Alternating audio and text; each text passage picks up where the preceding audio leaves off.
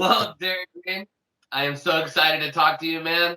I'm a vocalist myself, and I look up to vocalists like you with a ton of energy. And one Oh, thing I really admire of you, man, is how healthy you keep your voice. You know, and also I follow you on Instagram way before we were scheduled this interview, and I love how you have your plant-based diets. You and your partner are like advocates of like eating healthy, mhm. and you know what? And when I see all of that, I'm like, no wonder he has longevity in his career because he's working on his health. I think it's hand in hand, man.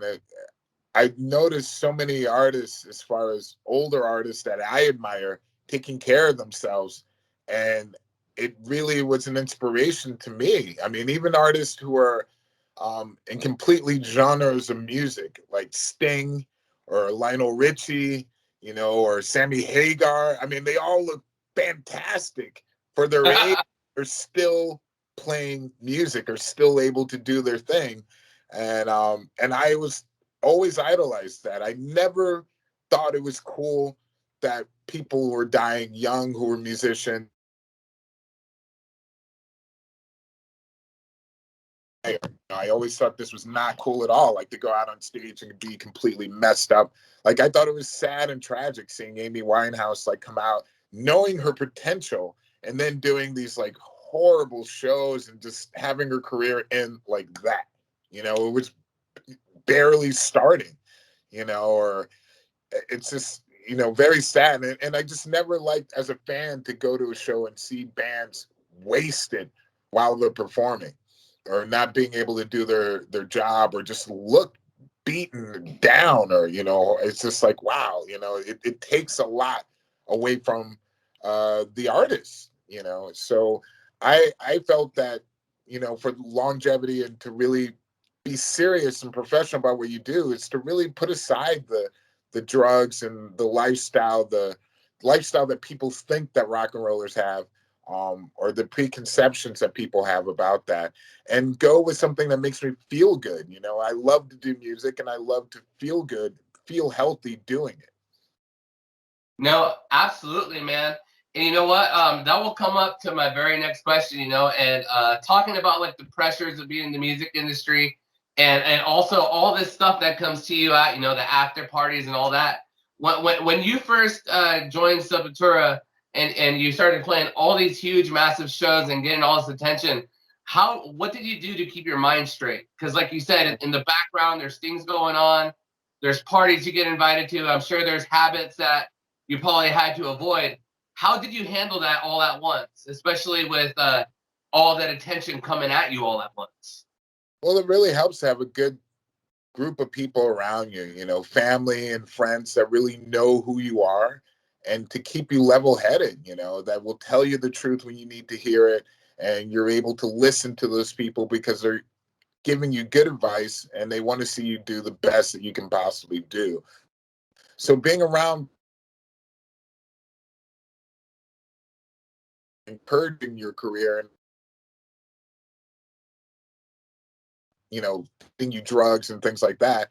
But people were feeding your mind and positivity. And when you're able to have that as an anchor, you can go so much further. So I was fortunate to have that and to have those type of people around me and not get caught up in the limelight of like, people who are kind of like leeches, those vampires are just sucking the energy out of you. Um, and I also, when I joined Sepultura, I was already in my late 20s, so I really wasn't into why I got into music was a whole different reason. I never imagined to go that far. I never imagined to get paid, anything for really doing heavy music. So my what I was going after with music was, of playing live shows and being satisfied with that. It wasn't really the money or girls or anything like that at all. So that was also something that was very different from with me from the very beginning. Absolutely, man. What do you think was your biggest challenge as soon as you transitioned? Because like you said, you got in your late 20s. Were you already working a job before they offered Yeah. all the family sacrifices? Because joining a band that, that's already established, being like, all right, dude, Derrick, we have all these shows. We need you to learn this set. What was your biggest challenge transitioning to having a tour in life? I think really just trying to find my own voice, and I really didn't want to copy anything that had been done before by them. I really was just finding my own voice within the band. So I knew it would take some time and some evolution of the band because they've been together as a tight unit for so many years. And I knew that in order for us to get to the excellence that we were really hoping to achieve, we would need that time to get to know each other, to tour, to communicate more, to get to know each other. And so I was able to be okay with that, and I think everybody else in the band was able to be okay with that. That process would take some time, and that's what we did. We didn't rush anything as far as trying to put things out. We weren't afraid to try different things, to step outside of the box. I always say, and that was really important for all artists to be able to have that ability to to work without that fear of failure. That a lot of times people are hesitant to try new things because of that fear, of failing or what other people might think, and stuff like that. So I think the biggest challenge was really with myself. A lot of times that is the biggest challenge in front of us is our own doing. We are our worst enemy. We even have a song, that I wrote where it's hard to write about songs about yourself, and the negative things about yourself you may not like. So that was something that was very challenging on the last album. And I Am the Enemy is one of the songs on Quatra, the newest album. And, it's like, you know what? I'm the enemy of myself a lot of times, like if I can beat myself in my mind as far as, break that fear and everything, then, it's unstoppable. You become unstoppable. So, yes. Yeah. Absolutely. I know, man. Especially like nowadays, with social media, everybody's a critic, everybody has an opinion, everybody's a reviewer. Points fingers at each other, Oh yeah, no, it's absolutely insane. I would say like a lot of the pressures nowadays, it's huge on social media just because it's like people are keeping tabs on you at all times. So it's like make sure you say the right things, you're nice to the right people, because a million people could be on you the next day. Yeah, in the social media, I mean, it definitely keeping that to a limit. Where I don't use that as a compass of the world, fortunately, because it would be completely fucked up. I still feel that I get a lot of energy and real substance from live shows, playing music live, meeting people at the shows, talking to people face to face. That's the absolute truth. Seeing those crowds in front of me, even though you have somebody who might be in their mom's basement typing stuff like, you suck, man, you're not the real thing, you know, and it's just like, what are you doing? It's like, well, actually, I'm opening up for Metallica in Brazil. If you care to open your eyes and your mind and your ears, then you will realize that there's a lot of stuff that we've been doing in the past 20 years. And it's all been like really incredible. So, it's what people perceive, what they want to perceive as well. And I always felt that meeting people still is the best way, being a part of your scene, being involved in the scene, going to shows, not just talking about seeing online shows and stuff like that. It's like, that's not really being a part of your scene. It's like buying merch, supporting the bands, this is still very significant. Yeah, I 100% agree, especially with the whole quarantine and bands having to figure out how to feed their families and stay afloat. Right, right. Understand that, dude. So you were telling me earlier about how you didn't expect to make money touring or playing all these shows. You didn't go into it with that mindset. So tell me about the mindset you had before you joined the band. Like where was your inspiration there that led you up to this moment? Because if and by the way, I love it that your drive wasn't women and money and fame. It was definitely not women because in that style of music, there weren't that many women involved in heavy music. So it was far from that. And I didn't even start dating anyone until I was like 19. So I was already like late in the game. I mean, my motivation was like, I love playing music with my friends and creating and having that energy on stage and then having it, come back to you from the audience. That was the drive, and just seeing people sing the lyrics and the laughter and joy coming from people enjoying your music. I mean, that was the drive. It was something that felt very natural, and very honest, very real, and it was something I just never felt before. It didn't come from any drug or any drink. It's like that feeling was something very unique, and I just wanted to continue it once I felt it. And once I'd even seen a show for my first time, I was like, this is what I want to do. This is exactly, this is what I want to focus on doing. And I'll do work shitty jobs, sleep on people's floors, drive vans in the middle of the night, live in subhuman conditions. It just didn't, my eye was on the prize of just like that, having those minutes on stage, which is crazy. I still do it, like I travel, wake up extra early to go to the airport, which I hate, going through all the security things, getting on a bus or whatever, a van, going to a venue, waiting hours to play, doing like sound checks, all that all for the that hour and a half of being on stage. Once I'm there, it's still worth it. Like when I go on stage, like that was worth all that, being away from family members and everything. At the end of the day, still years later, I'm like, wow, it really is worth it. Dude, I love it, Derrick. Hey, tell me about your first big tour where you kind of had to reflect on yourself and be like, all right, man, like this is like your first like really long big shot. This is the first time I ever had to strain my voice this much in front of this big of a crowd, in front of playing with this band. Tell me about your first big tour that really pressured you to hone in on your skills. The first big tour that we did, and it really got me thinking, was Tattoo the Earth, it was called. And it was in 99, and it was with Slipknot, Slayer, Seven Dust, Mudvayne, a bunch of bands, man. It was a long list, and with amazing tattoo artists. And I just really, it was just being thrown in to the game, like, okay, here we go.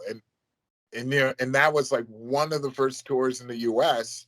And then one of the first big tours in Europe was opening up for Slayer, and then Systems of a Down was opening for us. And so both of those tours were just like, all right, I don't want to look bad. I don't want to make the band look bad. I don't want to make Brazil look bad, because, with this band, there's also what comes with it is the entire country of Brazil behind you. And, they're like with you, and they want to, see you do well. So there's a lot of pressure that's there. But in the end, like I said, having those positive people around you, especially my bandmates, believing in me and knowing the career that those guys had already had, I was like, man, if these guys believe I can do it, and I admire their work that they've done in the past, and as human beings, I admire them. Um, I can do this. Like, I don't want to disappoint myself. I don't want to disappoint them. I don't want to disappoint Brazil. And I want to use that energy from them and from Brazil and use that as confidence, like, yes, I'm on stage with all of Brazil behind me. Let's do this.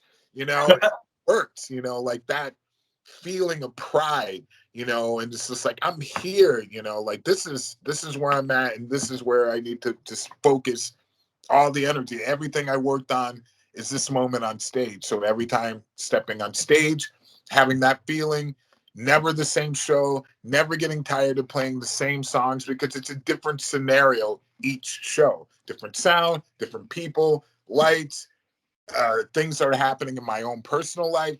It's always a different scenario whenever doing those songs. So people always ask, like, do you ever get tired of doing Roots or a certain song? I'm like, no, it's always different playing that song. It's never the same feeling. It's never the same situation. It's always going to be slightly different. Absolutely, man. Absolutely. Have you ever had a show where like everything went wrong? Like as Yeah, far as food checks, the phones weren't working.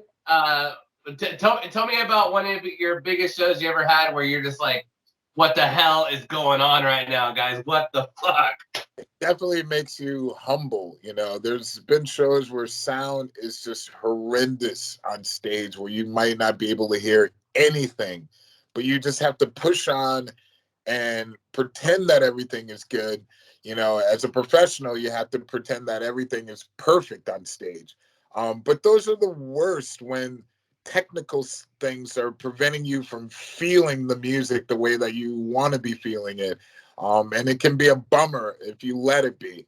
But again, you have to have, you have to be in the moment and let, you know, your fans drive you to do your best. You have to push yourself through those shitty sounds that could be happening because in each city you have a different sound board or situation. And so you have to be able to deal with that. So there's been shows where I felt that, oh man, I wish my voice was better. I wish I would have executed these new songs better because it's difficult to do new songs live. You're getting yourself used to doing those songs. So I've looked back on video and at the beginning of a tour, like, oh my God, like, I was feeling, really not the same level that I should have been feeling. And then I just want to see that evolution happen at the end of the tour, like, oh, we're killing it every night, that song that was so challenging. And that usually is what happens. So, like those shows, there's been shows where it's just, big shows like festivals where it just starts off where it's scary, like, oh my God, is the whole show is going to be like this? Like, oh my God, I don't know if I'm going to be able to do this, and just being able to deal with it. Absolutely, man. I couldn't imagine the pressures, man. I'm in a small local band here, and I'm playing new songs in front of 30 people, and I'm like, if I Yeah. was playing a song in front of 30,000 people, I'd be like shitting my pants. But it's what you got to do. You got to really focus. I mean, I think what's important is to really want to do your best. And to play that out no matter what the situation is, and people will feed off of that. Your ability to to keep with the moment. To really not let that, if there's technical difficulties or something happening, not let that bother you. People will feel that and respect that. Absolutely, man. Absolutely.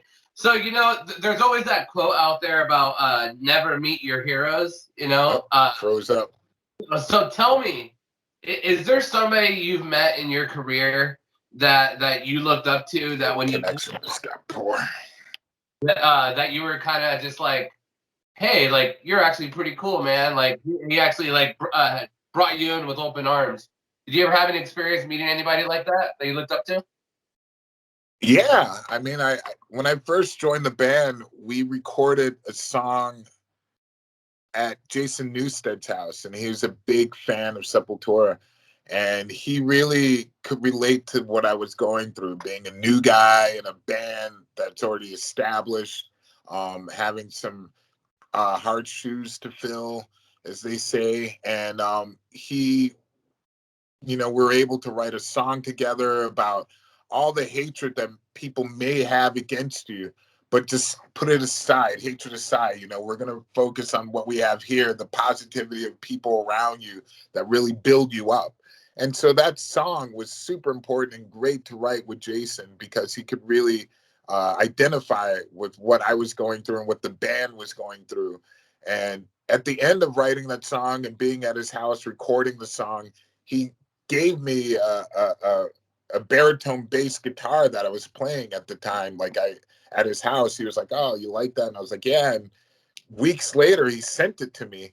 And it's just like I understand what you're going through and blah blah blah. And I was like, "Wow, this is huge, man. I wasn't expecting that." And that was really cool.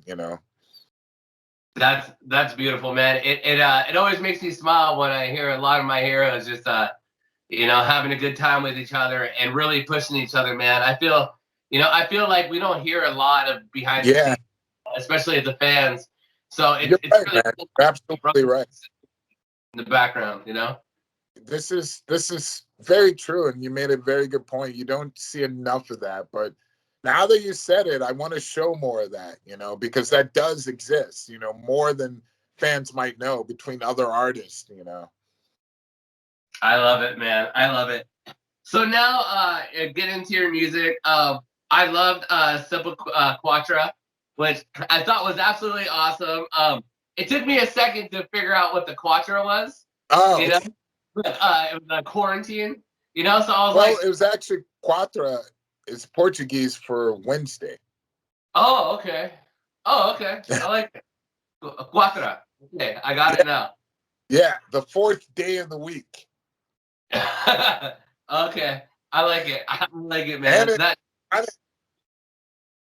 That makes sense with Quadra as well, with the number 4. yes, 4 sides, 4. Yeah, I got it now. I got it. So one of the things I loved about it's you is connection. that you work with so many badass artists. Devin Townsend, Scotty Ian, Fernanda Lira from Crypta, which she absolutely destroys. And you got to work with Matt Heafy, which is My Childhood Hero. So tell me, how cool it was getting everybody together and to collaborate with these songs. Can you hear me? I can hear you now. Okay, good. Because the connection is so Oh, poor. don't worry. Let me. I could edit this, so we good. Okay, I'm just gonna switch rooms and see if the connection gets. It was great to work with all those different artists because I wasn't expecting uh them to. I don't know. I didn't know what to expect. It's hard to. At times when you reach out to people and you're like, who's gonna really be there? Like who's gonna really support you when you need somebody, in a time of need. And I think during this lockdown, a lot of people start to realize who are true friends and who are just kind of like, there latching on. So it was great to have all the people that we asked to be a part of it, that were able to be a part of it and participate. It was so cool of them. I was really like humbled.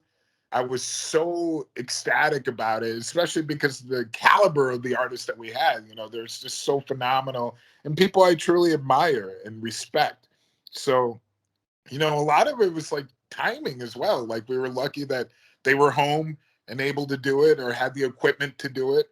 And it worked out really well. And they happened to be fans of Sepultura, so they were down to do um, songs with us. It was really cool. What? And the whole idea of doing it in the first place was to stay connected with fans because we'd just written an album, just getting ready to go on tour. And we wanted to keep that momentum of like staying connected. So this was a great way to do that. You know what I noticed during quarantine is that all the artists connected so much more with their fans. It was insane. It was almost like everybody in quarantine really got to know their favorite artists because everybody was home. Right, right. And also the artists miss, their fans. They miss, I mean, absolutely. There's no doubt about that. I mean, that's something that is like every day, like, oh my God, like just, music lovers, not even necessarily just fans, but just being around that whole energy, it's something that everyone really miss. Sorry, I'm just moving my friend's dog that I'm babysitting here. Come on, Stone. Get out of the bed. I'm gonna move the bed. But that connection, I think people got to know the artists a little more personally, seeing them in their own homes and talking about things they normally wouldn't talk about. And it's cool, that connection. Super important. Absolutely, man. Absolutely. So, have you ever had a crazy fan experience at a show where like somebody ever tried to rip off your shirt or get something? Have you ever had an experience like that? I had somebody spit on me a few Oh no. times, and that was not good. Um, it didn't end up good for him, I can tell you that much. And I wasn't really proud of that, but it had to happen. Certain people have their limits, and that's just absolutely disrespectful in any realm. So the ripping the shirt off did happen in Spain with a young lady who, when I was trying to get on the bus, she was just like very aggressive, and then becoming extremely aggressive. Then no one thought it was for real. And I was yelling for people to help me. I was like, get her off of me. Like, she was like, rip my shirt. And I had to, like, I was asking for help, and everyone was just kind of laughing at me. But it was for real. I was really in danger. And that was scary. Dude, dude, that's insane. So before we end the interview, I want to tell you I loved listening to Quadra. My favorite song on there, I don't know, I'm a softie. I love Agony of Defeat. Yeah. I love hearing your voice. I love hearing the clean guitars and the rhythmic buildups in that whole song, dude. How do you keep your writing juices going album after album? Because you know what, I could only imagine a lot of artists go through like writer's block, or maybe like life gets like too easy and they don't really have anything to complain about anymore. Right. How do you keep that inspiration and keep pumping out these lyrics and music? Well, I think, a big aspect that's incredible about being a musician, traveling experience, because once you get to meet people, like I said, face to face in different cultures, be surrounded by different people and cultures, that has a major influence on how you see the world and how you're going to communicate that in your music. We let that affect us. We get infected by traveling to so many different places, and by the culture of music that it has, and it comes through in our own music. So I think that happens naturally. And so that's something that's always kept us really in the creative process of being able to travel to so many uniquely different places. I mean, with Sepultura, we've had the opportunity to play places like Mongolia or Kyrgyzstan or Kazakhstan or, India, and so all this had such an impact on our lives that we would use this in our music just because it just naturally was there. Like, oh, we heard these crazy sounds in India, or we heard, this weird instrument we saw in Kazakhstan. It's just all that has an impact. Reading different books, seeing different movies, different authors, different directors, different documentaries. All these are just ideas that seep into our mind. And as a band, we end up communicating about that. Like Andreas and I, especially during tours or in between tours and stuff, we have long conversations about what we've been seeing or what we've been doing, certain things that touched us or influenced us, and it ends up becoming part of our music. So I think that ability to move around, to talk to different people, to have an open mind, really has a big influence on our writing process, and to keep it fresh and original and very honest. I love it, Derrick. I love it, man. Well, hey, I want to thank you so much for making time for me today.